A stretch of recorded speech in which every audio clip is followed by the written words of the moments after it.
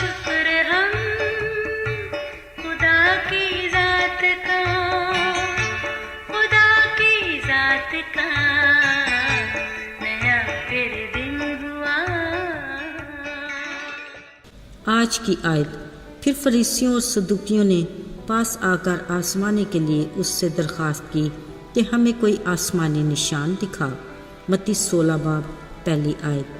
عزیز و کائنات کی تخلیق خالق خدا کی عظمت، شان اور اس کی قدرت کے وہ کرشمے ہیں جو ہمارے آس پاس بکھرے جب اپنا جلوہ دکھاتے ہیں تو جی شاد ہو جاتا ہے، عقل دھن رہ جاتی ہے، تو پھر لب بے اختیار اس کی شکر گزاری کے گن گانے لگتے ہیں۔ بالکل اسی طرح کہ جب خالق نے کچھ بھی تخلیق کیا تو کہا اچھا ہے۔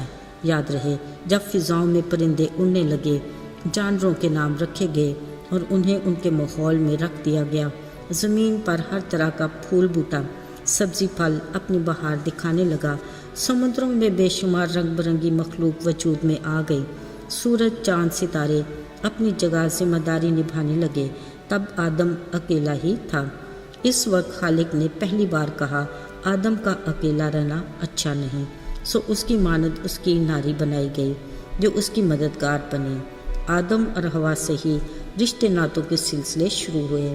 پھر جب یہ گناہ کے مرتکب ہوئے تو ان رشتوں میں منفی احساسات نے جنم لیا، یعنی وہ عورت جو آدم کی پسلی اور گوشت سے بنی، جس کو اس نے بڑی اپنائیت سے کہا تھا کہ یہ ناری کہلائے گی، اسی پر اس نے الزام تراشی کی اور کہا یہ عورت جو تو نے مجھے دی، اسی نے وہ پھل مجھے دیا اور میں نے کھایا۔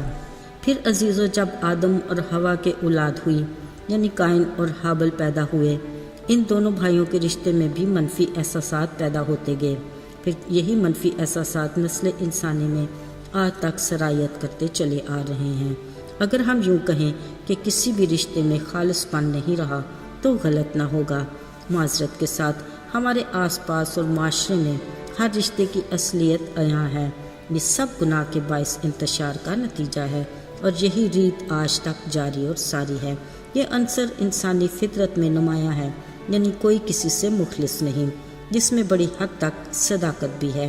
چلیے آج کے دور کو کچھ دیر کے لیے پس پشت ڈالتے ہیں، ذرا چلتے ہیں یسوع مسیح کے زمینی زندگی کے دور میں۔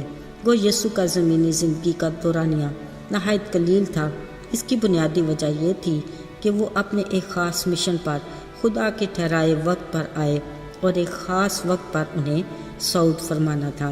پھر وہ اپنے دور کی مصروف ترین اور مقبول ترین شخصیت بھی رہے، جن کے ساتھ ان کے چنیدہ 12 شاگرد تو رہتے ہی تھے، مگر اس کے ساتھ لوگوں کی ایک بڑی بھیڑ ہر وقت ان کو ڈھونڈتی اور دن بھر ان کے ساتھ ہی رہتی تھی۔ مگر یاد رہے لوگوں کی یہ ساری بھیڑ یسوع کو پیار کرنے اور اس کی شیدائی نہیں تھی۔ ان میں کچھ لوگ فقی فریسیوں کی کچھ جاسوس تھے جو اس کا ہر معجزہ تو دیکھتے۔ جب یسوع بھوکے لوگوں کو چند روٹیوں اور کچھ مچھلیوں کی حیرت انگیز برکت سے ہزاروں کو کھانا کھلاتے، وہ بھی لازماً کھاتے ہوں گے، اور جب یسوع لوگوں کو تعلیم دیتے وہ بھی ضرور ہی سنتے ہوں گے۔ اس طرح کے لوگ اچھے ماحول میں رہ کر بھی یسوع کے بارے میں بری باتیں بنا کر اپنے مالکوں کو بتاتے، جس کے باعث مذہبی ٹھیکیدار فقی فریسی یسوع کے سخت خلاف تھے۔ انہیں بلا وجہ گلا رہتا کہ یسوع ہیکل میں لوگوں کو تعلیم دینے آ جاتا ہے۔ وہ یسوع سے پوچھتے تو صاحب اختیار کی طرح کیوں تعلیم دیتا ہے؟ جس بیمار کو یسوع یہ کہہ کر شفا دیتے کہ جا تیرے گناہ معاف ہوئے، وہ سخت ناراضگی سے کہتے کس نے گناہ معاف کرنے کا اختیار تجھے دیا؟ جب سبت کے دن وہ کسی مفلوج کو شفا دیتے وقت کہتے اپنی چارپائی اٹھا اور چل پھر بھی فقی فریسی اعتراض کرتے کہ سبت کے دن نیکی کا کام یعنی شفا کیوں دیتا ہے، یہ جانتے ہوئے بھی کہ وہ خود سبت کا مالک ہے۔ یہی مذہبی لیڈر جب لوگوں کی بڑی بھیڑ کو ہر وقت یسوع کے ساتھ دیکھتے تو حسد کے مارے چلا اٹھتے، دیکھو سارا جہان اس کا دیوانہ ہو چلا۔ کئی بار یسوع کو حسد کے مارے سنسار کرنے پر بھی تلے ہوتے۔ ایک بار انہی حاسد لوگوں کو جب یسوع کے یروشلم میں شاہانہ داخلے پر اپنے کپڑے بچھاتے، درختوں کی شاخ راہ میں پھیلاتے، نعرے لگاتے سنا، یہ دیکھ کر بڑبڑانے لگے اور یسوع سے انہیں چپ رہنے کو کہا۔ تب یسوع نے بڑے تحمل سے کہا، اگر یہ چپ ہو گئے تو پتھر چلا اٹھیں گے۔ عزیز و حیرت کی بات یہ سب کچھ دیکھتے پھر بھی وہ یسوع کے بارے میں شکوک اور شبہات کا شکار رہتے اور ان کو آزمانے کے لیے اپنی سازشوں میں پھنسانے کے لیے اس سے سوال کرتے اور کہتے اگر تو خدا کی طرف سے ہے تو ہمیں کوئی نشان تو دکھا۔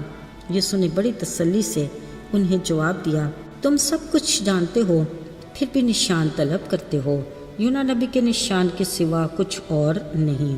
حیرت ہے وہ یسوع جو ان کے سامنے اندھوں، لنگڑوں اور طرح طرح کے بیماروں کو شفا دیتا، مردوں کو زندہ کرتا ہے، جو خدا کے سوا کوئی اور کر ہی نہیں سکتا۔ ابھی بھی ان کو کوئی نشان دکھا کر خود کو ثابت کرنے کی ضرورت تھی کیا؟ اصل میں یہ وہ لوگ تھے جو شک میں پڑے رہتے، گویا سمندر کی ان لہروں کی مانند جو ہوا سے ڈوبتی اور اچھلتی ہیں، خود میں قیام کی اہلیت نہیں۔ میرے عزیزو، اگر آج ہمارا بھی یسوع سے یہی سوال ہو کہ آئے خدا، اگر فقط تو ہی زندہ، واحد اور سچا خدا ہے تو ہمیں نشان دکھا، یاد رہے یہ محض ہماری کم اعتقادی ہے۔ عزیزو، ذرا دیکھیں تو ہمارے چاروں طرف اس کی قدرت کے کرشمے جلوہ گر ہیں۔ فقط ہر صبح سورج کا طلوع ہونا، ہماری سانسوں کا برقرار رہنا کافی نہیں کیا؟ پھر ہمارے ہاتھ میں معجزات سے بھرا اس کے وعدوں کا انمول خزانہ، اس کا کلام، اس کی عظمت اور قدرت کا ثبوت موجود ہے، جس کے بعد بھی ہمیں کسی اور نشان کو طلب کرنے کی ضرورت نہیں۔ آئیے دعا کریں۔